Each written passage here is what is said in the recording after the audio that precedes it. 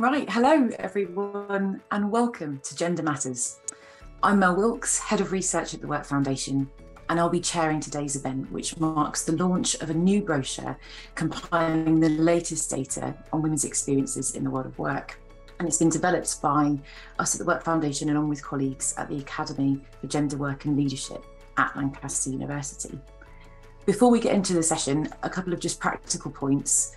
There are live captions available for the event. So if you select the button at the bottom of the screen, which is a CC, if you click that, then you should be able to get live captioning.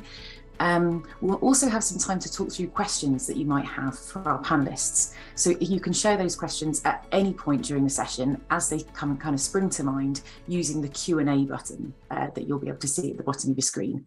If you could try and make sure you use that rather than the chat button, then it'll be easier for me and colleagues working behind the scenes to make sure that we can catch those questions as they come through.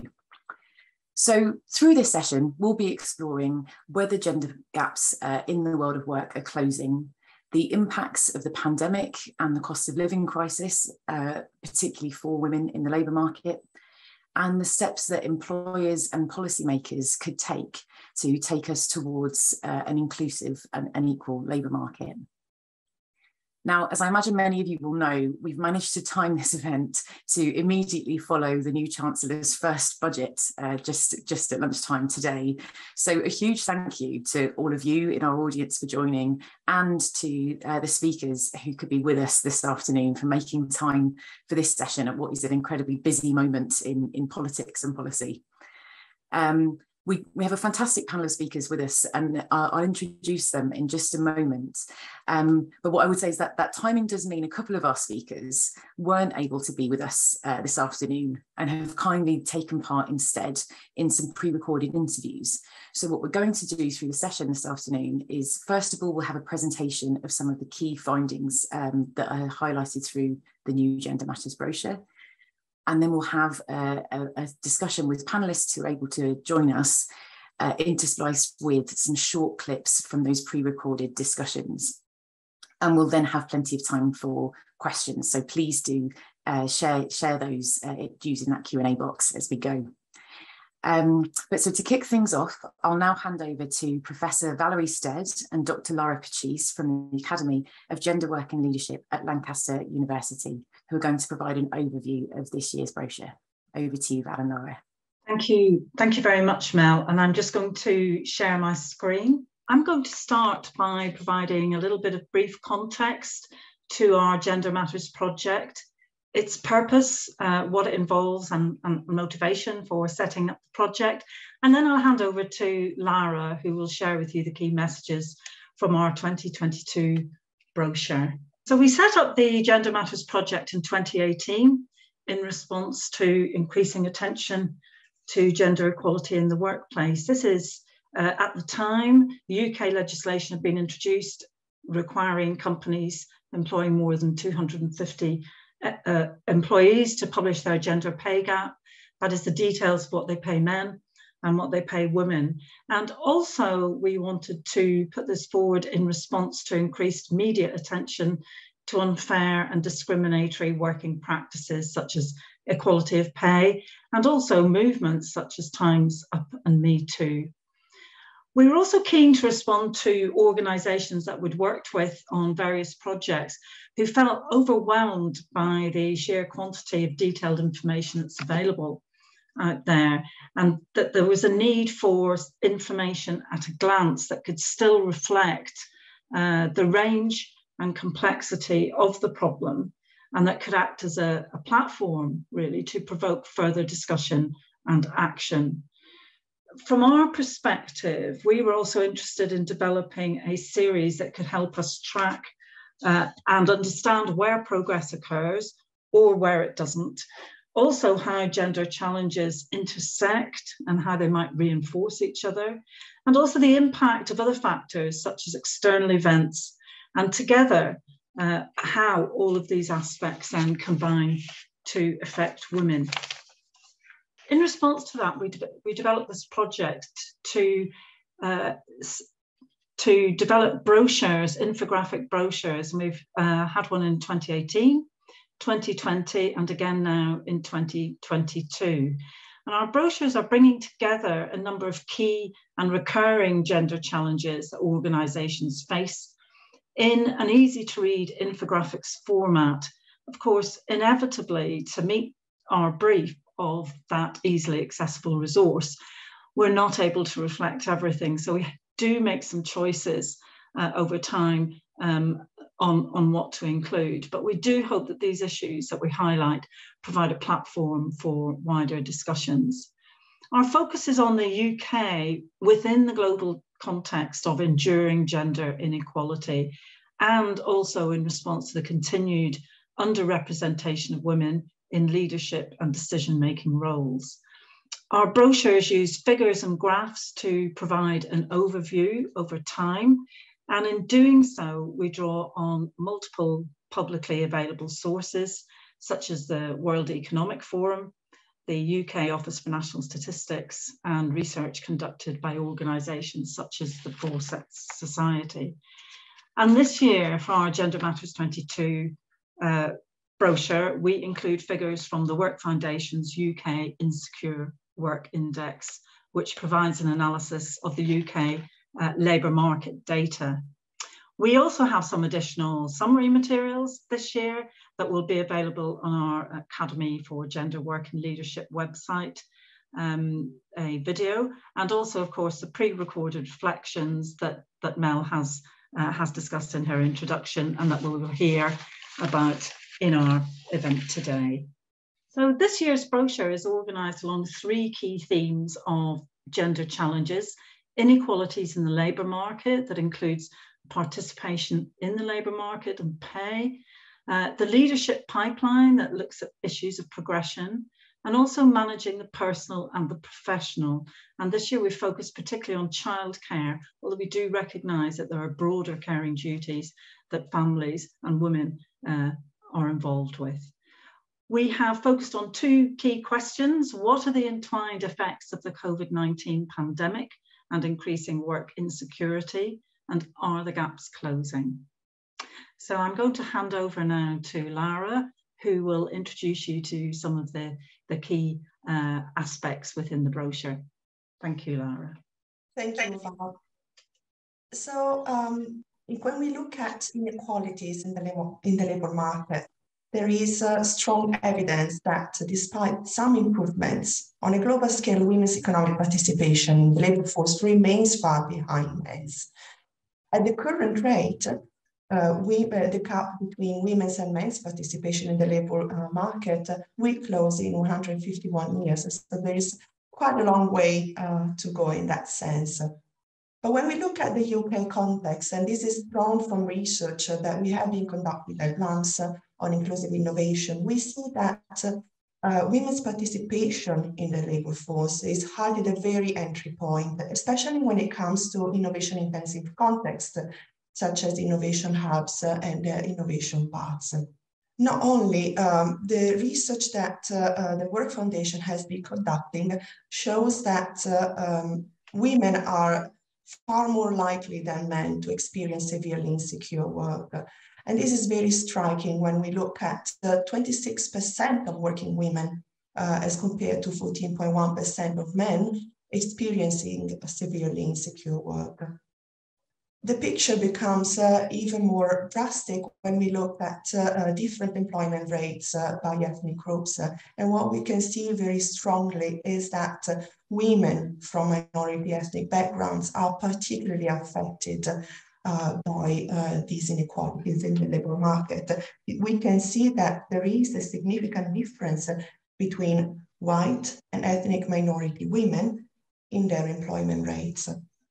Not only we see throughout the data that there are issues in terms of participation in the labour market, so at the entry point of women's work, but also on how women are progressing throughout the leadership pipeline.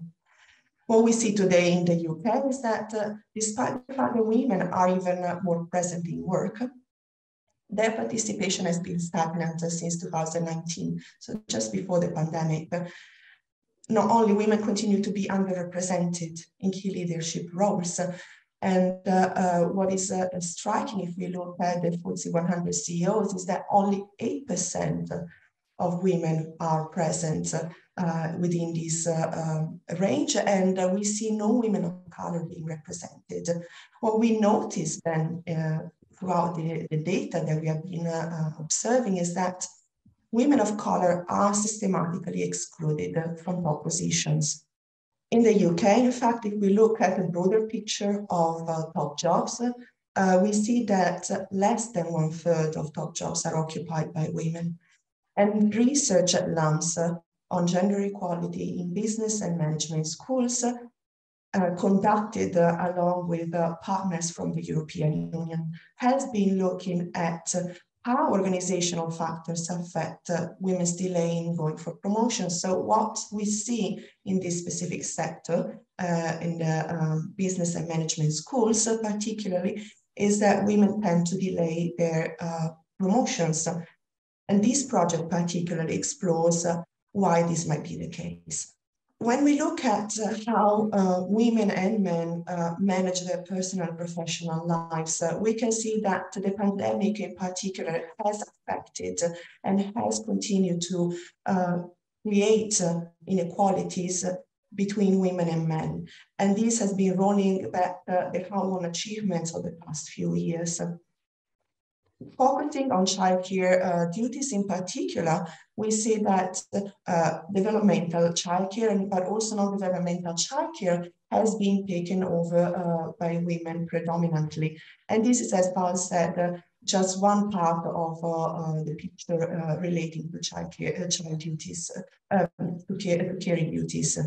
When we look at motherhood, particularly, the work of the Work Foundation has highlighted how in the UK there persists a parenthood penalty. Being a mother raises the likelihood of being in insecure work, and particularly UK mothers of children aged 9 or younger were 2.7 times more likely than fathers to experience severely insecure work. So in short, what we see is that external factors such as higher costs of living prices and the falling real wages, combined with the rise of insecure work in the UK, create destabilizing effects on the progress to close gender gaps and even risks to widen these gaps. And we're talking about gaps in terms of participation in the labor market, progression, and management of the personal and professional spheres. But not only, these effects further put at risk any real progress, especially in addressing the significant negative impact that there are for Black and minority ethnic women, as we have seen through the brochure. So what we try to do and what we aim to do with our work over the past years, and which is exemplified in this brochure, is to stimulate policy and employer discussions to bring about change. So we find that not only we need to focus on the progression and seats at the top table that women occupy to drive meaningful change, but also we need to focus on tackling the structural challenges such as the labor market insecurity that are stalling women and Black and minority women's progression at work. So Gender Matters is a call to action for employers and for policymakers to continue to drive forward gender and race equality. So thank you very much, and over now to Mel for a great session with the panelists. Thank you. Fantastic, thank you, Lara. That was really, really helpful, very comprehensive. Right, I'm now very pleased to introduce our panelists. We have Lopa Patel, MBE, who is a digital entrepreneur and chair of Diversity UK, as well as Joanne Robertson, who is president of Global Markets and UK CEO at Ketchum, as well as chair of Young Women's Trust. Now, Joanne, perhaps if I start with you, it would be great to hear a little bit about your reflections on that kind of overarching landscape that we've just heard. From your perspective, do you feel that the gaps are closing? Where do you feel we're making progress, and what changes would you like to see? Thanks, Mel. So as you said, I come at this from two different perspectives. So as chair of Young Women's Trust, we're a charity focused on women 18 to 30. And our purpose, our entire goal is to end the financial penalty that young women face through practical support, research, but really campaigning for economic justice. And then on the other side, I'm one of the few female chief execs in the public relations industry, which I think is a perfect case study for an industry that's 65 to 70% female, but the higher up the ranks you get, the fewer women that you come across. So this is something that spans generations and spans industries.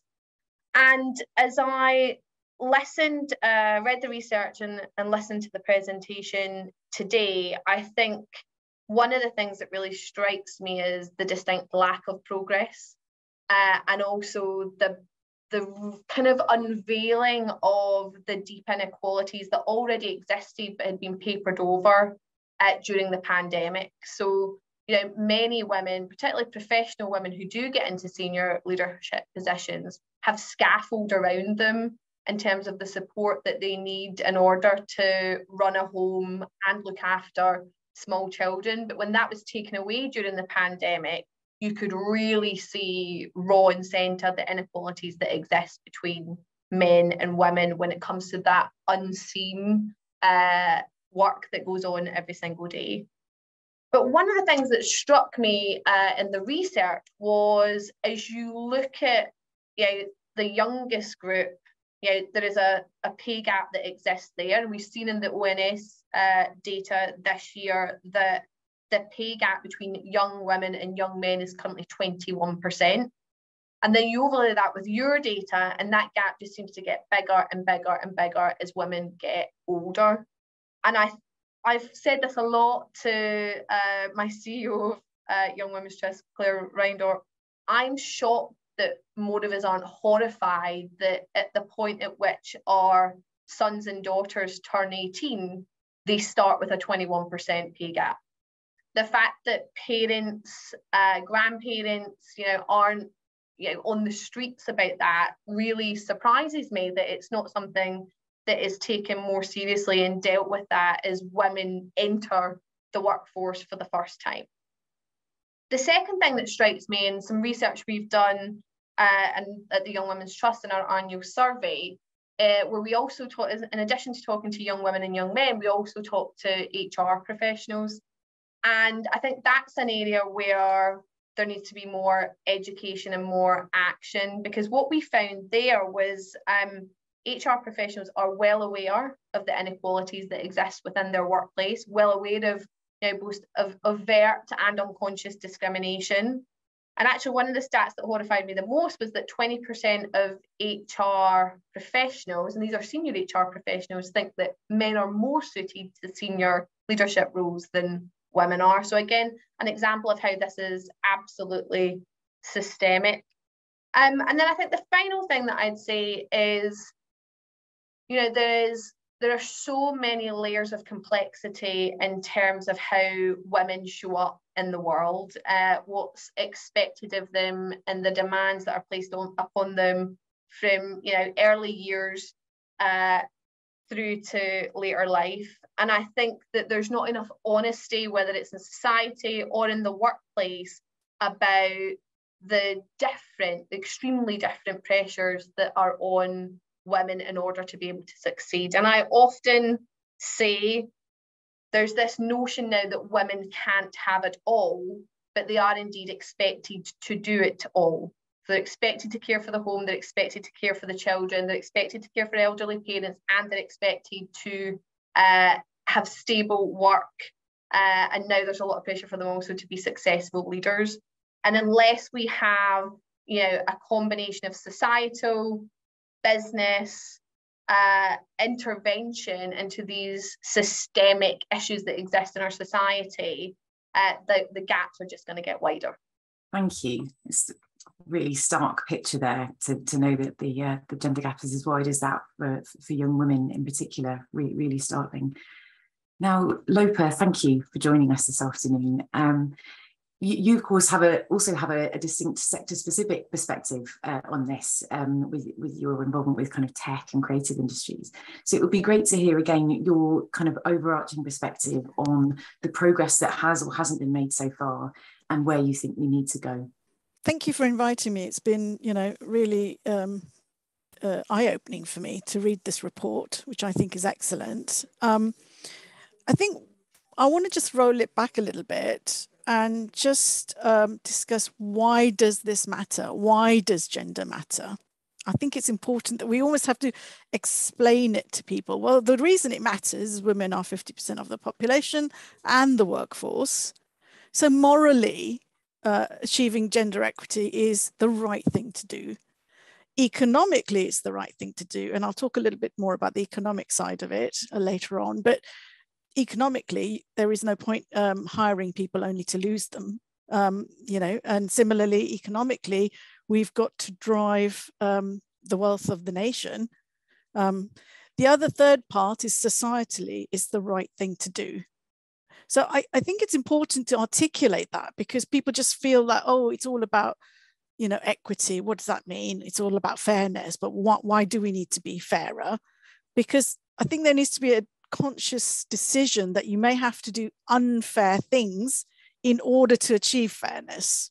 The question you asked us was, are the gaps closing? Well, from the report, you can see that yes, they might be closing, but they're closing at such a glacially slow pace that it's almost not noticeable. And for ethnic minority women at Diversity UK, we talk a lot about race equity. Of course, they are caught between the axis of gender and race. And in some cases, the gaps are widening rather than closing. The two things that shocked me, the two statistics that came out that shocked me from the report, is firstly, graphic 8, which was about the UK glass ceiling. Yes, we have in the UK, we have a British Asian Prime Minister and a number of cabinet ministers. But when you look at the FTSE 100, women represent only 8%, and there are zero women of colour in the FTSE 100. So now you might say, well, why is that important? Well, the FTSE 100 is the largest companies in the United Kingdom. So when you look internationally and globally, we look very odd to our neighbors, and so we have to tackle these issues. Joanna quite rightly picked up on the fact that it's 151 years for the gender pay gap to close globally. Well, if I can just put that in context, if a generation is 25 years, it will take us 6 generations to get there. That is crazy. My dream, let's solve it in 1 generation. Let's set that as a target. Let's solve it in 1 generation.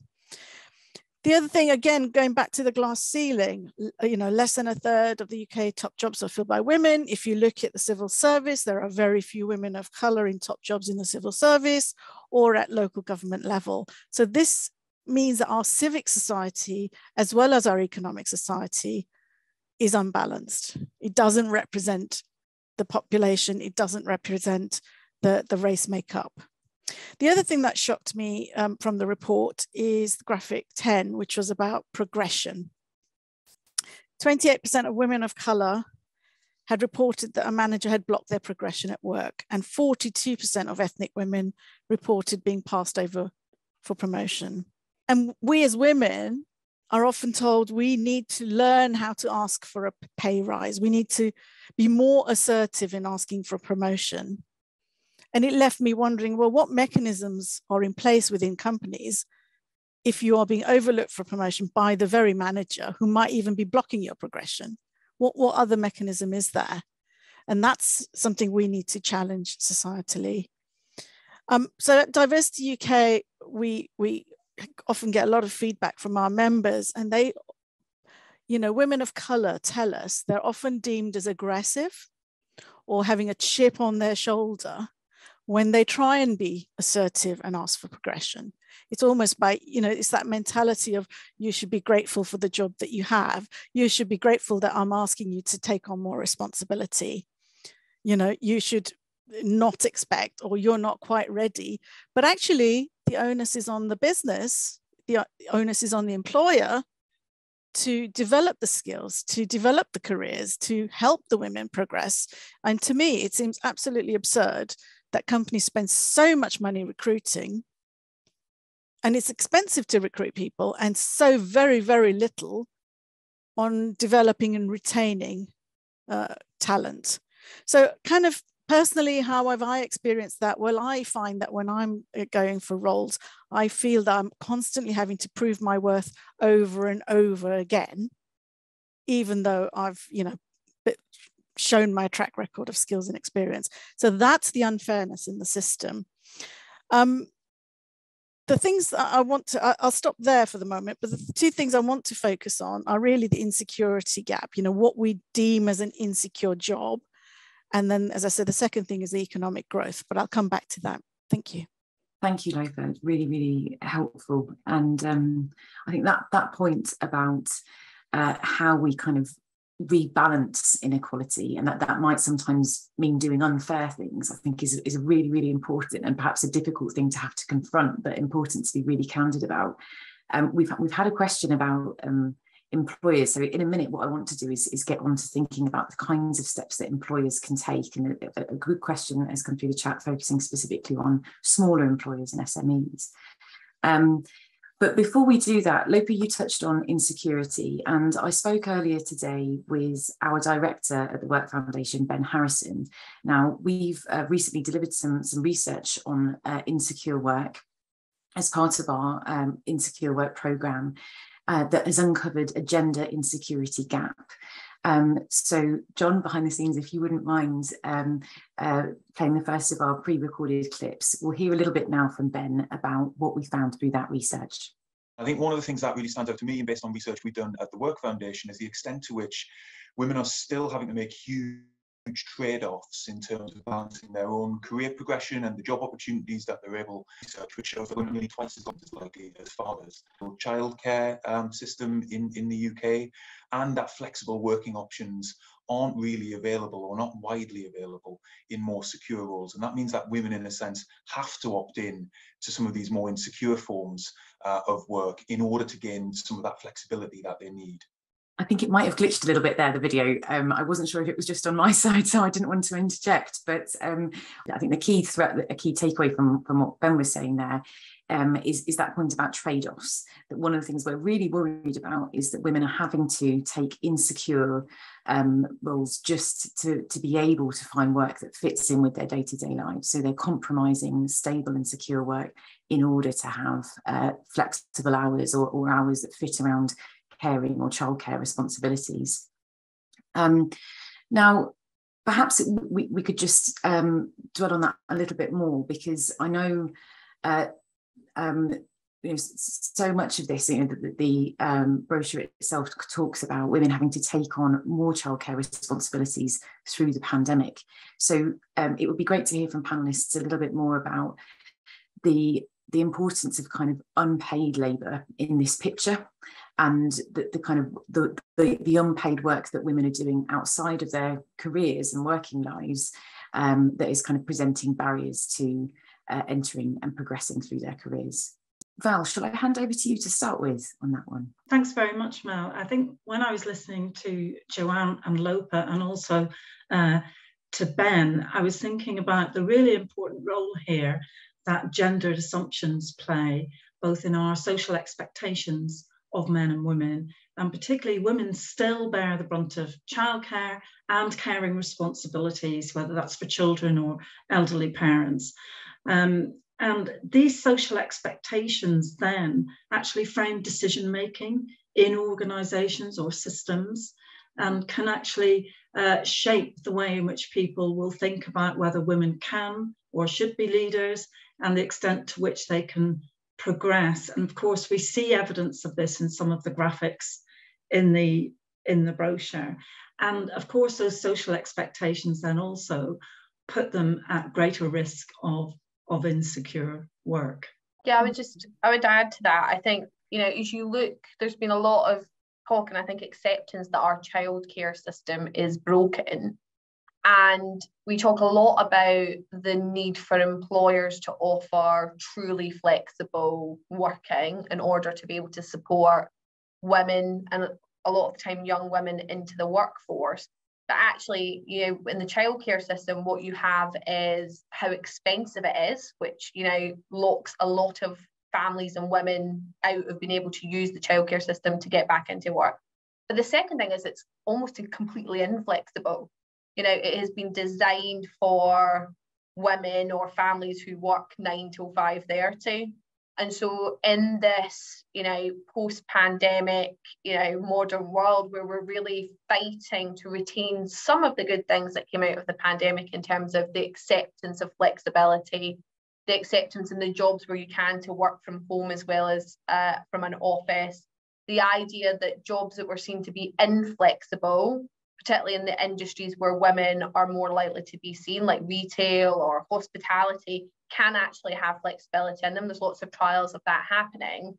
As employers hopefully start to embrace that and really see the benefit of having more women more active in the economy, the childcare system has to adapt to, yes, from a cost perspective, but also from a reality of work perspective, how long women might need childcare, but also what times of the day and night they might need childcare. So it's incredibly complex, but if we're going to solve it, we have to really grab that as an issue. To Lopa's point, if it's going to be in one generation, then we need to solve that quickly in the next few years. Thanks, Joanne. And Lopa, you mentioned insecurity. Do you want to come in on that? Well, just on the childcare thing, again, you know, I think we know other countries do it better. So why are we not looking at, you know, Europe and elsewhere to see what mechanisms they are using? The key thing, I think, is that childcare seems to be labelled as a problem that women have to solve, right? A lot of gender issues are labelled as problems that women have to solve, but actually, no, it's a problem for all of us. And, you know, and I think that's the thing that needs to be taken on board. And I really think we, as a campaign, if you like, should be pushing for some very innovative things to challenge the status quo. Because at the moment, we're just in this status quo. Childcare is incredibly expensive. People can't afford it. So they kind of step off the career ladder, take on insecure work, and then they get caught in that trap. And that's the status quo that needs to be challenged. I mean, I wanted to just come in and talk about insecure work and our definition of insecure work, because last week I met 2 amazing women, very highly skilled, talented, experienced, both of whom lost their jobs during the pandemic, and both of whom would fall into this insecurity gap. And I think the sector that I work in, which is the tech sector, it almost encourages that insecurity. So if you look at who is working in what I would call as a freelancer or self-employed or in the gig economy, it often is very talented, skilled, experienced people who want to work on different projects. It's the nature of the job. So in the tech sector, that's going to be the nature of work. And so there's a real challenge for us to solve it in a generation. And if the future generations are going to be in we've given it a nice title, gig economy, but if it's essentially as insecure work, then we really need to solve it. And as an entrepreneur, I've been in insecure work for 30 years, but, so one has to understand that. So there is an economic impact for the country as well.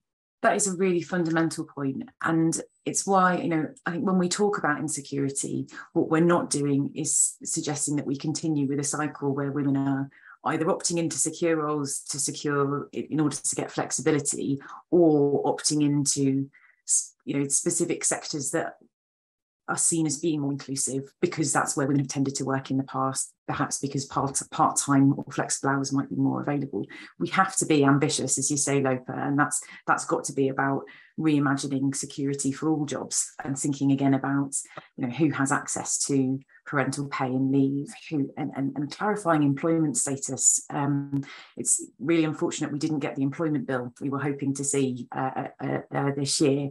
But the sooner that we can get that clarity around employment status, particularly in those more precarious positions where you're freelancing or working in the gig economy, that will be really crucial for making sure that workers and women in particular have access to those key rights and protections.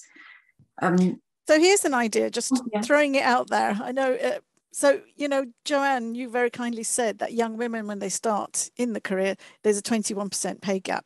So why do we not have different tax codes for women so we pay less tax? You know, let's campaign for something like that. And then suddenly it will be an argument about why women should pay the same tax as men.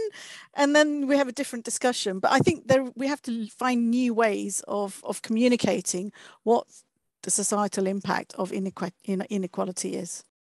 I would vote for that, Lopa. So yes. And I would also say, you know, there are some really simple things that actually make a huge difference. So one of the things we campaign for at Young Women's Trust is that all job adverts should have the salary or the salary band advertised. You know, in the research we did, you know, many HR professionals, in fact, if I just look, it'll tell me, we were over 11% of HR professionals knew of young women who were being paid significantly less for the exact same job as a male colleague.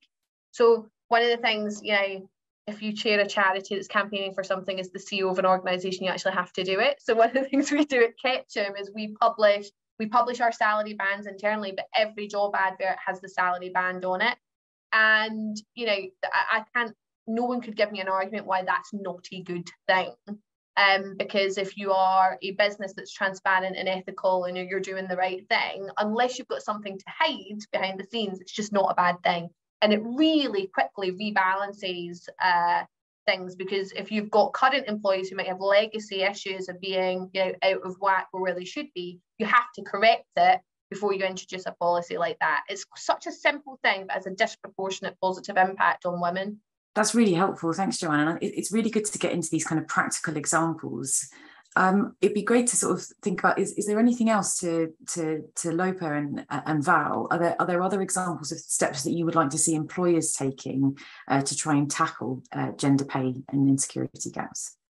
So if I can just come in on, so the tech sector, okay, we've done quite a lot of research in the tech sector, and for the sake of our audience, I will just explain that women make up about 26% of the tech workforce. And that's according to Tech Nation, which is a nationwide body. And what they've seen this year, there was a new report by Innovator, which came out, and it said that 45% of women, 45% more women than men are leaving the profession. And half of those women are under 35. So you've got this thing as they're entering the sector, but then leaving just as quickly. And then Innovator looks at schools and young women, and they said only 3% of young female students would say that a career in tech is their first choice. So you're building up long-term problems for yourself. Well, why is this important? Well, if we all look at our jobs now, they're very technical. Technology is everywhere. You know, the future is a tech future. So really employers have to grapple with these things. But actually what I'm seeing at the moment is they're pushing more and more women into insecure work. So what they're saying is go away, be a contractor. So a contractor is not an employee, a contractor is a contractor. So they're pushing and they're saying, well, we'll pay you more, which is correct. They will be paid more as a contractor, but then what they lose is maternity pay, time off work, and they also lose out on the pensions. And I know that the report looks at pensions, but the pension gap is even more woeful than the gender pay gap. So the thing that needs to change is quite fundamental, is not to push people into insecure work in the first place. And it may need legislative changes to do that, because I read recently that even in the NHS, a lot of workers, nurses and so on are being pushed into contracting simply because they can earn more today, but they're losing out on the secure aspects of pay. That's really helpful. Thanks, Lopa. And I mean, Val, it would be great to come to you on this. I suppose broadly, are there things that you'd suggest that employers do? I know you've been, as you mentioned, working on that applied research project looking at business schools. So it'd be great to hear about any learnings from that. And then we've had a couple of questions in the audience about employer decision making and particularly framing the debates. So one audience member has talked about researching and doing work with employers, but saying there often seems to be a lack of understanding about the causes and consequences of gender inequality. It really ties in with what a couple of you have already been saying about really needing to make the case for why gender does matter, why this is such an important issue. So how do we change that? What is the role of kind of educating employers and making the case? And how can we try and sort of shift how employers see this? A similar question, so with a bit of detail, was about the need for employers to think about childcare and flexibility beyond just those primary school, early years and primary. So somebody gives the example of, in secondary school, you've got exams to think about. Parents might need flexibility around that to be able to be with their children, with the young people that they're supporting, even if there's it's not about sort of childcare in terms of responsibility, it's about support, it's pastoral care. So how do we sort of shift and reframe the way that employers think about those things? But as we can come to those, if I go to you first of all, Val. Thanks, Mel, and there's a lot in there to discuss, isn't there? But I mean, first of all, I wanted to say some simple things that we're thinking about, certainly in our project on looking at business and management schools with European partners. We're looking at the importance of understanding why people do what they do. So if we see women leaving, and in business and management schools, we do have a real gap that opens up once women get to sort of a middle manager type level before they move into senior roles. And so one of the things that we're thinking is going to be really important for us is to look at exit interviews, to actually talk to people about why are you leaving, and to try and get some real ideas from their experience and just understanding that. The other thing I think is that both Joanne and Lopa have raised is the need for transparency of pay at all levels, because it's not just, obviously at the younger end of the market, but all the way through. There can be places where it's not always clear about who's getting paid what. And the other thing is about also transparency around how you can move forward in your career. What are the criteria for progression? And that's certainly something we're looking at in business and management schools, about not just having that transparency, but also that consistency across sectors as well. So those are sort of the key lessons that we're finding there. Yeah, one of the things I would build on, we haven't touched on yet, is the role of men in this debate. And I think, men are, husbands, fathers, whatever it might be, they have important women in their lives that they should absolutely care about this. And it's still too much of a shock to society when a man is playing the lead carer role, or when a man takes shared parental leave. And I think there's a piece, there's a kind of, I would say this because I'm in communications, but I think there's a kind of intangible piece here, which is about changing the fundamental perception of men in society and the role that they should and can play, whether it's in caring, whether it's sponsoring women through the workplace. And one of the things that, I think is important is changing the language we use. So, in my organisation at Ketchum, we no longer call it maternity leave, we call it family policy. And it's actually an equal family policy available to men and women as they become parents. And the reason I did that is because for women who want to continue their career as they have, children, having the father be able to take those rights and be able to be the stay-at-home parent for a period of time drives that equality in the relationship and in the workplace. But in most places, it continues to be just the women that are offered that. And so it's not a choice that women make, it's mandated. Now, many women might still make that choice, which is perfectly brilliant and fine. But for those women who want to continue to work through having a family, it's made incredibly difficult for them. So changing the way that we talk about men's role in this and the expectation we have of men to do something about this, I think is a really critical part. Thanks, Joanne. Can I just jump in there? Yeah, So yeah. again, example from the tech sector is there is a huge shortage of skills. And yet we have a lot of women in insecure work. I mean, it's not beyond the realms of imagination to say there should be a lot more focus on reskilling, STEM returner programs. And what we've seen in the pandemic is a lot of those programs are paused or, you know, or just scrapped. And I think there needs to be pressure to reintroduce those kind of things. And also, you know, the gender pay gap reporting. I firmly believe that what gets measured gets done. So I would like to see gender pay gap reinstated for all companies, not just for those with more than 250 employees. I think ethnic pay gap reporting should be mandatory. But in order to really challenge some of this, I think as an individual, there needs to be some mechanism, a tribunal system, for example, where you can actually challenge pay inequality. So, you know, firstly, it should be illegal to pay people differently for the same job at the same level. But secondly, there also needs to be a mechanism where it can be challenged. At the moment, we don't have that mechanism. It's very expensive through the courts. We know a few examples, you know, Samira Ahmed's case against the BBC, for example, on pay, but that's really quite rare.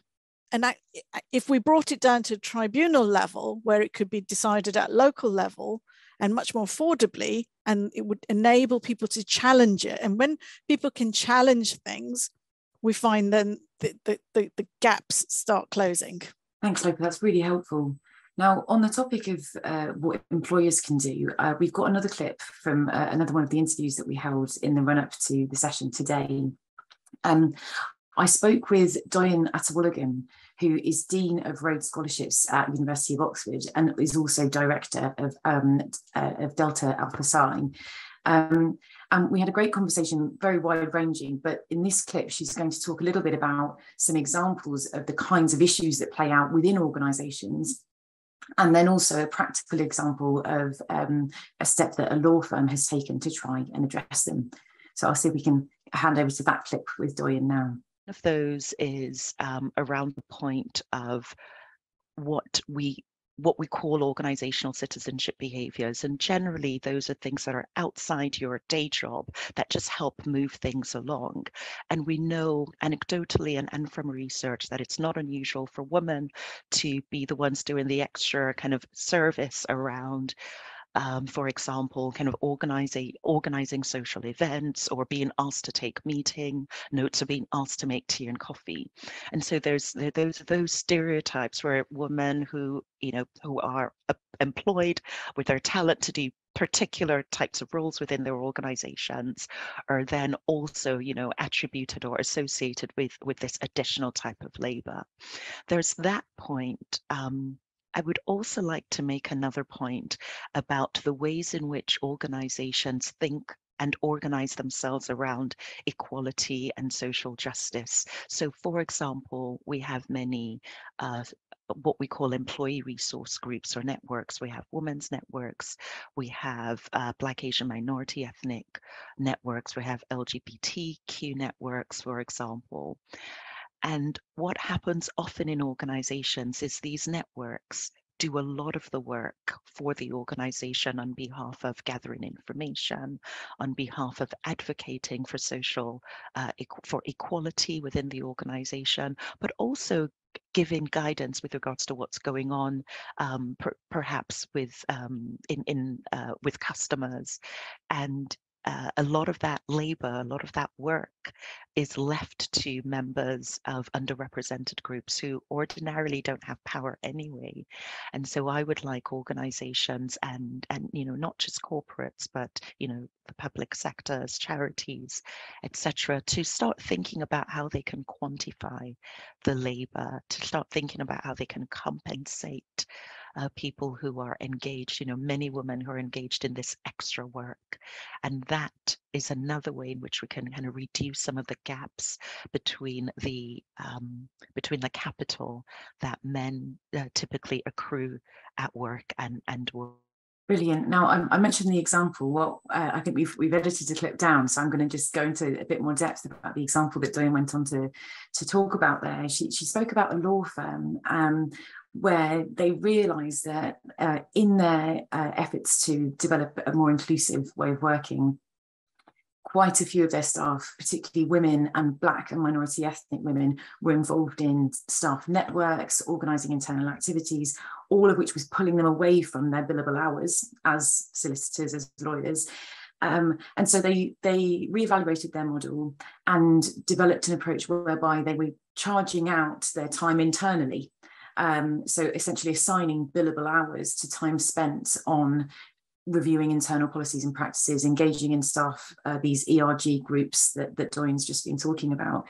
Now that's just one example, and it's specific to that sector where women were kind of missing out on other opportunities on income, essentially, because they were taking on these kind of citizenship responsibilities. But you could imagine that applying to a lot of other contexts, you know, in academia, where women might be foregoing opportunities, applying for funding or getting involved in journals and papers because they're engaging in a lot of internal work. Are there other ways that can be recognised in promotion criteria, for example? So it's something to think about. Really recognising the time that women are having to spend on these sorts of projects and activities internally. Now, the final area I want to make sure that we've got a bit of time to come on to, and we'll have a chance to come back to employers for any final comments if we'd like, is the policy context, however, because we haven't had a chance to get to that yet, and I've seen a couple of questions about it in the Q&A box. Now, of course, we had the budget today, and the gender pay gap and gender disparities in work have been issues that have been raised by successive governments over recent years. We've had government reviews, the Davies Review, for example, looking at pay disparities. But what I'd be really interested to hear from panellists, from the three of you, is the steps that you would like to see government take in this area. What are the roles of government, either in terms of regulation or perhaps in incentives or highlighting good practice to try and drive and accelerate the changes that we want to see? Joanne, shall I go to you first of all? Sure, thank you. I think for me, it is some of the simpler things that they should focus on. So the first is legislation around jobs being flexible by default. I think we've proven that that's possible. I think legislation around salary transparency, salary bands published internally, salary bands on job advertisements. I'd also like to see them extending the national living wage to those under the age of 23. And it was, I mean, I haven't delved into the budget deeply yet, but it is good to see that benefits are going to rise with inflation and that they've committed to that. But I think there are simple things that the government can do that force employers' hands, but don't actually impact the business really financially. And so it's a balance of the two things, but those are the top line things I would advocate for. Brilliant, thank you, Joanne. Lopa, could I hand on to you? Yeah, I think my view would be two things that they can stop doing. And what they need to stop doing is this mandating return back to the office. I think a lot of employers realise there are some benefits to hybrid working, and they are trying to work out the best model for their business. So government mandating return to the office, or, you know, some sort of physical presence particularly, isn't being helpful at this time. I've already said two things that I would like to see: mandatory gender pay gap reporting, mandatory ethnic pay gap reporting, and ideally making it illegal. I know there's the Equal Pay Act, and I think there was a comment in the Q&A. Yes, there is the Equal Pay Act. Yes, it has been challenged, but up to now, it has been more of a class action thing against very large employers. And my suggestion around tribunals was to make it more accessible to the individual, around, especially with smaller and medium-sized companies. So it's about make the framework to allow things to be challenged at a local level, at a, you know, at an individual level. Because, but I think we need something dramatic. So when we're talking particularly about Equal Pay Day, you know, I think we should have a day when women down tools for the day. Just throw that into the mix as a suggestion to make a point. Well, I think, you know, we've been talking about the really stark figures about how long it could take to close the gaps with at the current pace of change. Now, it's interesting. A member of the audience is from Sweden. Is watching in Sweden, where I'm based. We've probably got the best childcare system in the world. Highly affordable, high quality, flexible, and available to all. But it hasn't always been the case. It's a result of women taking to the streets in big demonstrations in the 1970s and voting for the right politicians. And separately, we've had somebody else asking a question about, you know, will we get a different approach from a different government? So I think there is a question here about different routes to advocating for change. But clearly there is a question there about the role of democracy and different routes to kind of advocating for women's rights, whether that's downing tools and demonstrating, as you said. But clearly it was that sort of action that led to change in Sweden. Now, we have the last of the clips I'd like to share with you all. A great conversation with Marianne Stevenson. Marianne is director of Women's Budget Group, which I imagine, as many of you will know, is an organisation which initially set out as economists running responsive analysis to budgets, such as we've had this afternoon. So as you can imagine, Marianne's not with us right now. She's otherwise occupied trying to make sense of the range of announcements we've had today. But we had a really good conversation talking about this, about the role of government decision making, particularly in the context of the budget, in tackling inequality in the labour market. So we'll just play that clip now. I think the first thing to say is to challenge this notion that there is this black hole that the government has to address. You know, actually, what we're talking about is a kind of arbitrary figure that's based both on different growth projections and also on fiscal rules that the government has set itself. Government, you know, successive governments have had successive different sets of fiscal rules. We know that cutting back on spending on public services is likely to do far more damage to the economy than the, you know, whatever fiscal black hole the government has calculated based on its different models of growth. And we know in particular that cutting back spending on public services disproportionately impacts women. So we did some research of the impacts of the last round of austerity starting in 2010, which showed that this hit poorer families harder than richer families. It hit women harder than men, and it hit Black and Asian women hardest of all. And that's not surprising. Women are more likely to work in the public sector. So that means if there's limited pay increases, you know, the public sector pay increase is looking at being about 2%. Or if you've got inflation at 10%, that's effectively an 8% pay cut. If you have job losses as a result of cuts to public spending, that will affect women more because they're more likely to work in the public sector. Secondly, women are more likely to use public services, both for themselves and for the people that they care for. And thirdly, women are more likely to have to fill the gap with unpaid work when public services are cut back. So, for example, when, as we have at the moment, you have a crisis in social care, the majority of unpaid carers are women, particularly unpaid carers for long hours. If there are delays in hospital care, people are sicker for longer because they're not getting the treatment they need, it's more likely to be women who are looking after those people at home. If you stop dial-a-ride services to enable older or disabled people to get to hospital appointments, it's more likely to be women who are volunteering to drive family members to hospital appointments. So in all of those ways, women are hit harder. Just a cutting of the video at the end there, but that was a really, hopefully really helpful summary there from Marianne Stevenson. And unfortunately, some of which does apply. We were having that conversation in the run up to the budget about the kinds of things that might be announced.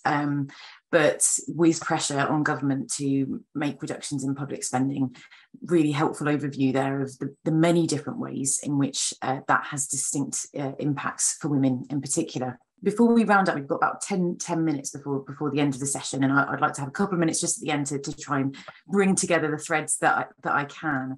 But we've been talking on this point about policy. One of the things that's been coming up a little bit through the discussion is flexibility and access to flexible work. And that was something I wanted to just return to, really, while we're thinking about the steps that government can take, also particularly in the context of pressures to reduce spending. A decision that government can take that wouldn't cost government very much money at all, or really any money at all, is to change flexible working regulations and make flexibility a day one right. It's something that we looked at through the work on insecure work that we heard from Ben about earlier on, and particularly as we've heard through the discussion today, what we'd also like to see is an increase in take-up of flexible working among men. We've had quite a powerful comment from an audience member on that, and on the importance of distributing childcare responsibilities and caring responsibilities within families. She talks about, so this is from Helen Bruce, talks about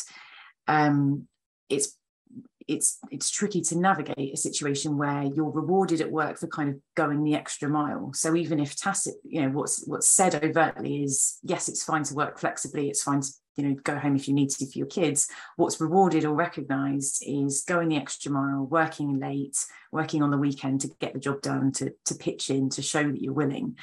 That's really hard then, because if you want to progress, if you want to be seen as kind of really invested in your work, then you're needing to make those sorts of compromises. And goes on to then say, echoing the point made through the discussion, that it's more shocking when a man does those things and sort of draws a line and says, I'm not going to work late because I need some quality time, or I have to do these things. And women are almost patted on the head nowadays and kind of given the option to do those things, but with the expectation that they might pay the price later. So there's this kind of a recurring theme there that women are having to, even in a context where flexibility is available, still make these trade-offs between sort of career progression and being with family. Can I come in there for a minute? I just think we need to almost change the lexicon around the word flexible, because in employers' mindset, flexible and part-time working is all there, It's not real work, it's sort of part-time work, it's flex. Of course it's real work, it's a job, and I think we almost need to change the terminology around it, because flexible in the eyes of the employer is deemed less valuable. And I'm sorry if, this is a generalization, but that is the reason it's kind of seen as secondary or as part-time, even part-time work, it's still work. So, but I also think this is where role modeling is really important. So, if you're a senior female leader and role model, that you can still go above and beyond. It's the definition of what's going above and beyond, right? Is it really sitting on your laptop till 10 o'clock at night, or is it actually delivering business results for your firm? And you can do that and balance a family life and prioritize, whether it's children or friends, whatever it might be for you that's important. And what I've seen in businesses where there is, most often when it's a strong female leader as they are, that gives men the permission to do the same. And so you very quickly see senior men. It's not, I really fundamentally don't believe that all of the men in our lives love the fact that they're expected to stay at work and they're expected to go the extra mile, and the woman in their life is the one doing the caring. Lots of the men I know wish that they were at home and seeing more of their children.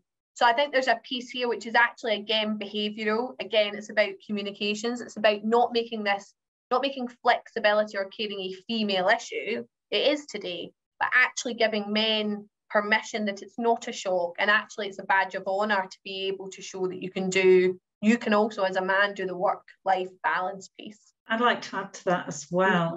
In one of our previous brochures, we did actually focus on the issue of presenteeism and how cultures have a sort of a culture of overwork. Certainly we see this in academia, and I'm sure we see it in many other sectors as well. So when we then talk about flexible working, we find that it really does disadvantage women, because that flexibility means, yes, you can go home and you can do what you need to do around the extra responsibilities you have, but you still need to you still need to produce these goods on time and work over time. So I would agree, we really need to rethink what we mean by flexible, because I think flexible quite often pushes women into part-time working when perhaps they don't necessarily want to work part-time, but they don't feel that there is a choice between full-time and fully there and part-time. So, and picking up on that, Val, one of the things that I started doing when I became CEO of this firm 2018 was when senior women said they wanted to work part-time, whether it was 3 days a week or 4 days a week, the first question I asked them is, are you going to work part-time, or are you going to try and do 5 days of work in 3 or 4?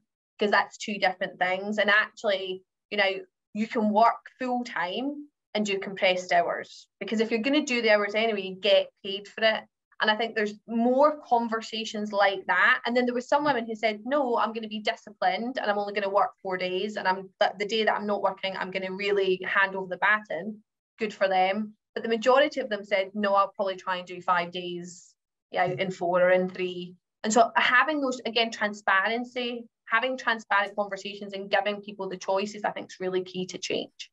And organisations also then doing their bit and making sure that workload is reflected, in those hours. Sorry, Lopa.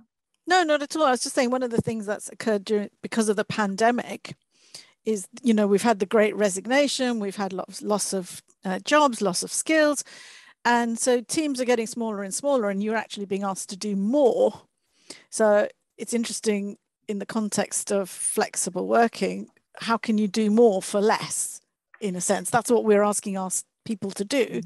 And I think there needs to be some acknowledgement of that. And I was just laughing because in the tech sector, there's a lot of perks. Companies want to give lots of perks. You get foosball tables and free food and gym memberships. The thing they don't give you is childcare or, time off to go and do your caring responsibilities.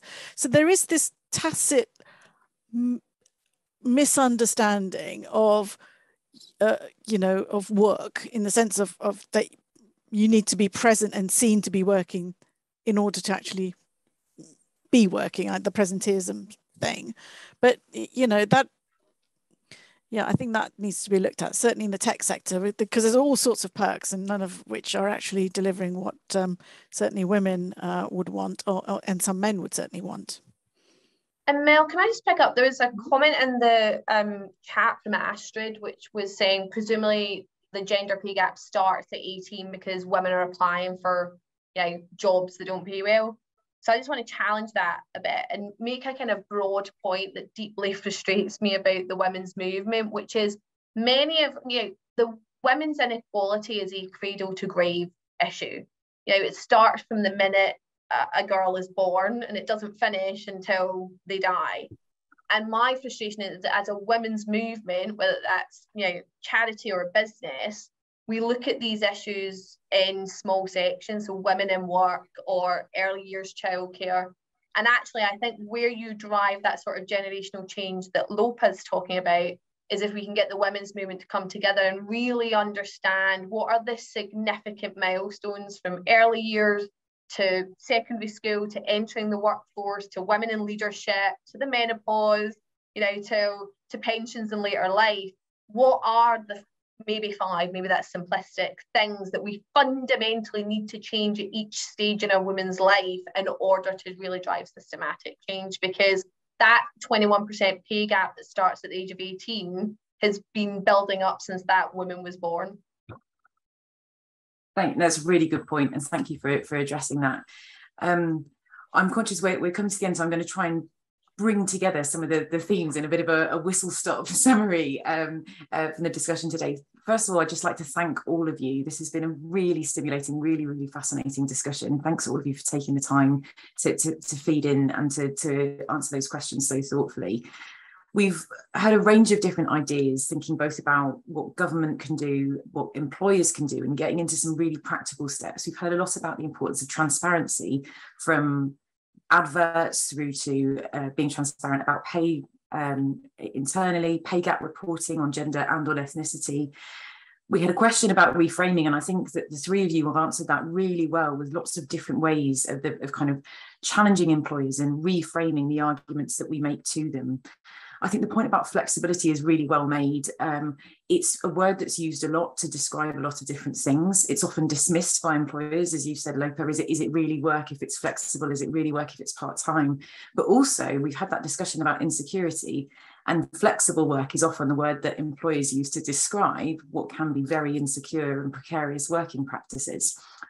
Adverts on buses I've seen over the last couple of weeks for working in a well-known warehouse, because it provides, in this particular example, flexibility to look after your grandchildren. It's one way of describing working night shifts. It's not flexibility in the senses that we've been talking about this afternoon, certainly.